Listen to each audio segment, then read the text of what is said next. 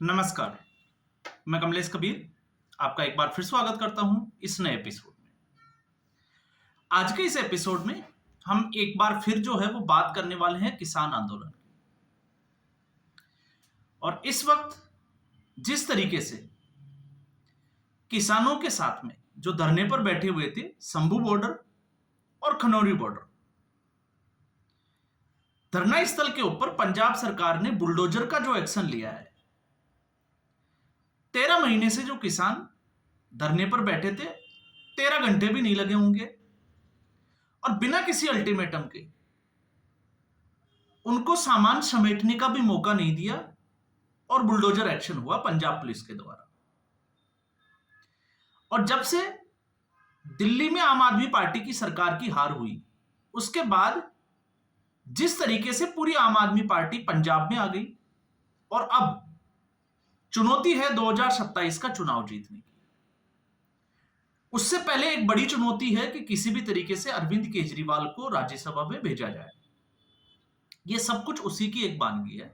मैंने पिछले वीडियो में भी इसका जिक्र किया था और मैं आपसे भी उम्मीद करूंगा कि वीडियो जो है उसमें आप अंत तक बने रहें और वीडियो को ज्यादा से ज्यादा जो है वो लोगों को शेयर भी करें, क्योंकि इतना सा जो है हम आप लोगों से इस सहयोग की उम्मीद जरूर करते हैं।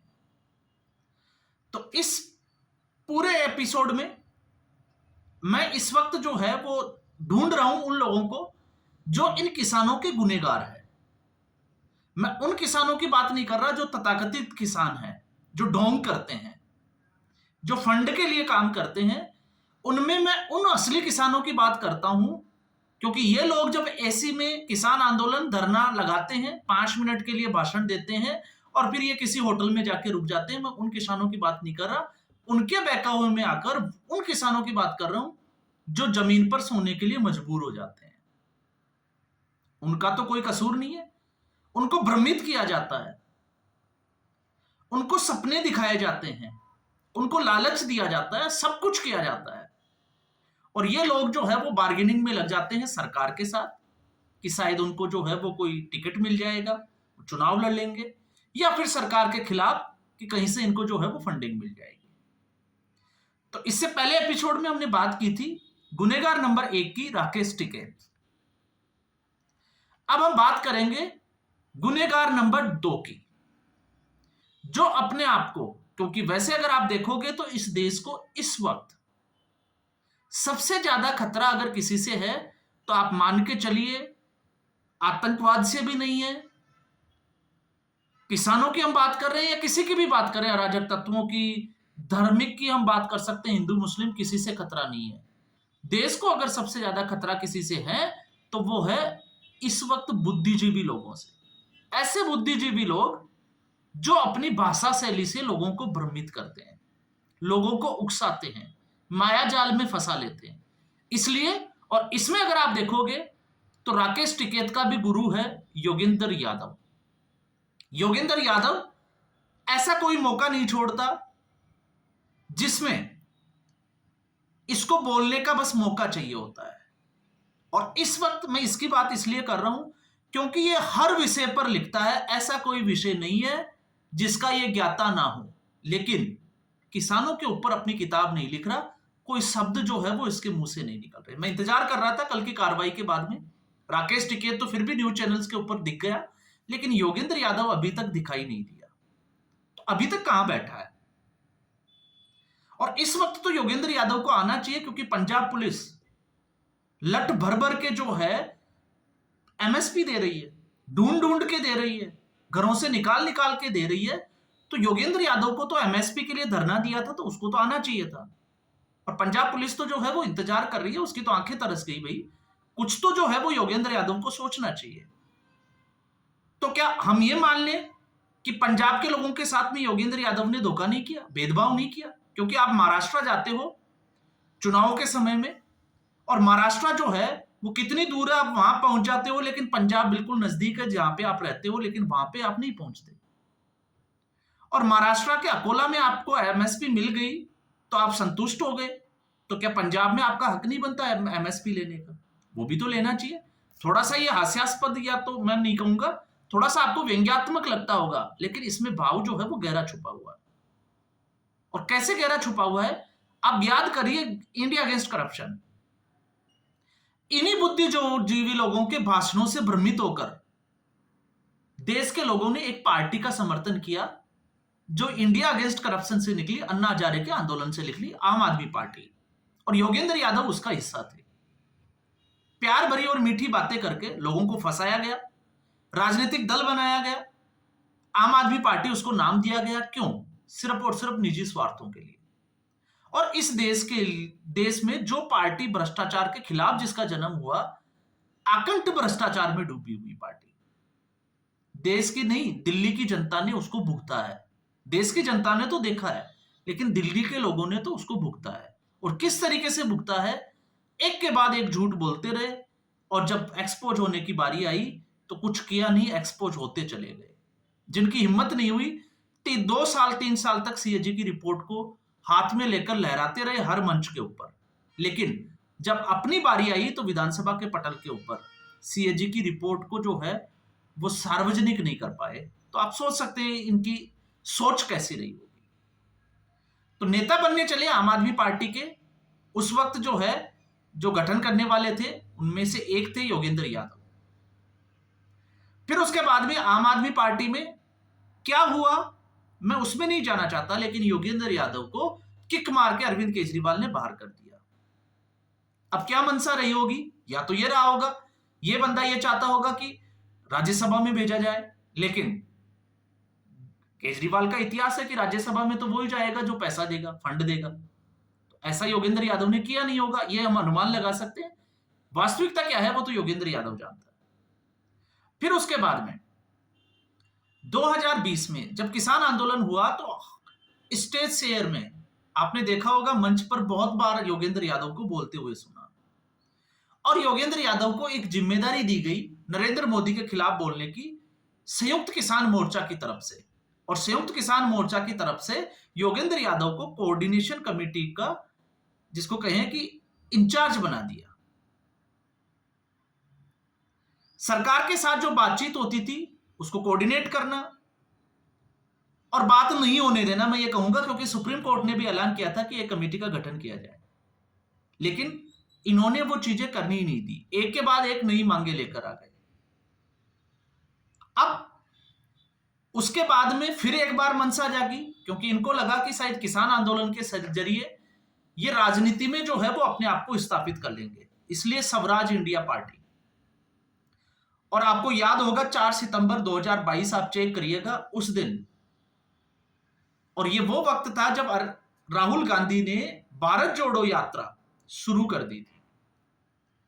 तो इनको लगा कि शायद कांग्रेस में जगह मिलेगी, तो संयुक्त किसान मोर्चा की कोऑर्डिनेशन कमेटी से इस्तीफा दिया और पहुंच गए राहुल गांधी के साथ। और स्टेटमेंट ये था, नरेंद्र मोदी के खिलाफ विपक्ष में और जितने भी जो आंदोलन चल रहे हैं उनको इकट्ठा करके उनमें ऊर्जा भरना। तो ये चल पड़े राहुल गांधी के साथ कदमताल करते हुए, और हर मुद्दे पे ये जानकार है, चाहे वो बेरोजगारी का हो, महंगाई का हो। और आजकल आप देखिए ऐसे बुद्धिजीवी, और इस देश की किस्मत भी देखिए आप, इस व्यक्ति, ऐसा कैसे हो सकता है कि एक व्यक्ति जो है वो सब भी सब्जेक्ट का ज्ञाता हो। जैसे मैं एजुकेशन के प्रोफेशन से जुड़ा हुआ हूं, तो मैं भी 1 या 2 सब्जेक्ट जो है उसमें पकड़ है, लेकिन फिर भी ऐसे सब्जेक्ट है जिनमें हमारी पकड़ जो है वो नहीं होती। अब योगेंद्र यादव बेरोजगारी के बारे में भी जानता है, बेरोजगारी कैसे खत्म होगी योगेंद्र यादव को पता है, महंगाई को कैसे कंट्रोल किया जाएगा, क्योंकि ये बजट के ऊपर भी भाषण देता है, आपने देखा होगा अलग अलग मीडिया चैनल्स के ऊपर। इसके अलावा इसका एनसीईआरटी में सिलेबस वाली जो कमेटी है उसमें भी इसका जो है वो रोल है, क्योंकि ये मेंबर है। तो इसको उसका भी पता है सारा कुछ कि इंडिया का एजुकेशन सिस्टम क्या है। और अगर इंडिया के एजुकेशन सिस्टम की अगर बात करें तो इसको मुझे लगता है कि कैखा भी पता नहीं होगा। सच्चाई तो यही है, क्योंकि उस पर मैं वीडियो बना चुका हूं पहले भी। फिर उसके बाद में चुनावों की तो घोषणा ये पहले ही कर देता है, क्योंकि इसको पता होता है ग्राउंड पे, रियलिटी पे। और आपको पता होगा हरियाणा का विधानसभा चुनाव की कांग्रेस पार्टी की हवा चल रही है, फिर आंधी आई और फिर सुनामी आई। और ऐसी सुनामी आई कि योगेंद्र यादव को उड़ाकर हरियाणा से सीधा महाराष्ट्र में शिफ्ट कर दिया। आपने देखा होगा ना जिस तरीके से चुनाव के नतीजे आए और पैंट उतरना शुरू और कहने लग गए कि मशीनें जो है वो तो ये तो भारतीय जनता पार्टी कर ही नहीं सकती, हो ही नहीं सकता। क्यों नहीं हो सकता? क्योंकि मैं किसानों का गुरु हूं, किसान तो चेले हैं, किसान आंदोलन का मैं जानकार हूं, अग्निवीर योजना का मैं जानकार हूं, पहलवानों के धरने का मैं जानकार हूं क्योंकि मैं तो खिलाड़ी हूं बहुत तगड़ा। और फिर उसके बाद में जब यहां इसका मकसद पूरा नहीं हुआ तो यह पहुंचा महाराष्ट्र। आपको पता होगा एक जागृति मंच, भारत जोड़ो अभियान, राहुल गांधी की तर्ज पर। तो मैंने बात की थी ना कि राकेश टिकैत भी वेस्ट बंगाल चले गए थे, पश्चिमी बंगाल, लेकिन पंजाब नहीं गए वो। तो महाराष्ट्र के अकोला में एक संगोष्ठी थी, उसमें योगेंद्र यादव को भाषण देना था, लेकिन वंचित बहुजन समाज जो अगाड़ी के जो लोग थे वो उन्होंने वहां आकर उसी वक्त योगेंद्र यादव को एमएसपी दे दी थी। वो तो भला हो महाराष्ट्र पुलिस का कि उन्होंने ज्यादा एमएसपी नहीं दी, एक दो बोरों में काम हो गया, वरना अगर ज्यादा एमएसपी दे देते तो शायद योगेंद्र यादव अपनी पीठ पर लाद कर चल भी नहीं पाते। और फिर उसके बाद में दिल्ली के चुनाव पे आ जाइए, आप उठा के देखिए योगेंद्र यादव का आकलन। तो इस योगेंद्र यादव को सब कुछ पता है, तो मुझे यह समझ नहीं आता कि इसको ये क्यों नहीं पता कि अब आम आदमी पार्टी का स्टैंड कैसे बदल गया किसान आंदोलन को लेकर। जो इस आंदोलन को जब राकेश टिकैत को लगा कि अब मेरा अंतिम रात है और योगी जो है वो ठिकाने लगा देगा, धरने से भगाएगा लठ मार के, तो आंसू बहाए, रोया, किसानों से एक जो है वो आह्वान किया। और आपको पता होगा, वैसे अगर मैं अब बात करूं तो सिख एक ऐसी कौम जो ऐसे समय में जो है बड़ी भावुक होती है। और आपको पता होगा किसान को, पंजाब के जो किसान थे इस समुदाय विशेष के लोग, उन्होंने उस मोर्चे को संभाला और राकेश टिकैत के उस आंदोलन को खड़ा कर दिया वापस। 1 साल तक चला और नतीजा यह रहा कि नरेंद्र मोदी की सरकार को झुकना पड़ा। कारण बहुत सारे हैं, क्योंकि अराजकता से लेके खालिस्तान भी मुद्दा था, और जिस तरीके से 26 जनवरी को जो किया गया, लेकिन संयमित सरकार का जो संयम देखिए कि किसानों के ऊपर कोई एक्शन नहीं लिया गया। और अरविंद केजरीवाल जब पोल खुलना शुरू हुई, कहते हैं ना जान जब गले में आकर अटक गई, तो आप देखिए दिल्ली का चुनाव क्या हारा। 1 महीने में अरविंद केजरीवाल ने रंग दिखाने शुरू कर दिए। क्यों? क्योंकि अब अरविंद केजरीवाल का जो मकसद है उसमें किसान आड़े आ जाते हैं। लेकिन यह बात योगेंद्र यादव को समझ में नहीं आती, बच्चे बच्चे को अब समझ में आ रही है, पंजाब के किसानों को भी समझ में आ गई जो धरना स्थल पर बैठे थे। लेकिन योगेंद्र यादव को समझ में नहीं आई। कम से कम ज्यादा नहीं तो आम आदमी पार्टी और अरविंद केजरीवाल के इस बुलडोजर एक्शन का विरोध ही जता देते कि जो भी किया जा रहा है वो गलत किया जा रहा है। लेकिन मुंह से नहीं निकल रहा। क्यों नहीं निकल रहा? वजह जो है वो साफ है। अरविंद केजरीवाल को राज्यसभा के सांसद बनना है।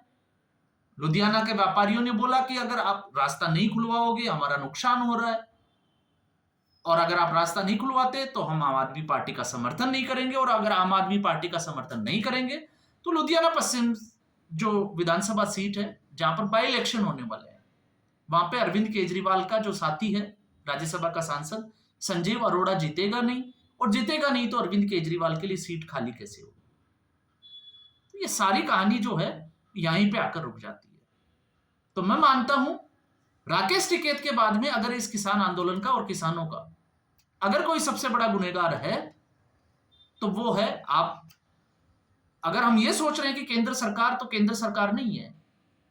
इन किसानों के आंदोलन का और किसानों का जो गुनहगार है वो इनमें ही शामिल लोग हैं जिन्होंने पूरी रणनीति की जो है, अगर ये चाहते हैं तो सरकार के साथ मिलकर कुछ अच्छे कदम हो सकते थे बातचीत के जरिए, लेकिन इन्होंने अपनी राजनीतिक रोटियां सेकने के लिए, अपने सपने पूरे करने के लिए किसानों की उन शर्तों का, किसानों की जो मांगे थी उनकी बलि चढ़ने दी।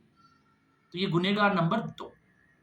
अब हम ढूंढेंगे गुनहगार नंबर 3 को अगले एपिसोड में। तो आज के एपिसोड में बस इतना ही। उम्मीद करूंगा मेरा ये आकलन वीडियो आपको अच्छा लगा होगा। अगर आपको वीडियो अच्छा लगे तो वीडियो को शेयर करें और इसमें जो है वो हमारा सहयोग करें, और ज्यादा से ज्यादा लोगों को सब्सक्राइब करने के लिए प्रेरित भी करें। लेकिन उसकी शर्त यह है कि आकलन अगर सटीक लगे और अच्छा लगे तभी लोगों को, वरना जो है वो आप जिसको कहें कि बिना किसी तथ्यों के आधार पे अगर आपको लगता है कि आकलन सही नहीं है तो दूसरों को जो है वो इसकी राय बिल्कुल कतई नहीं दे। मैं हमेशा यही कहता हूं। धन्यवाद।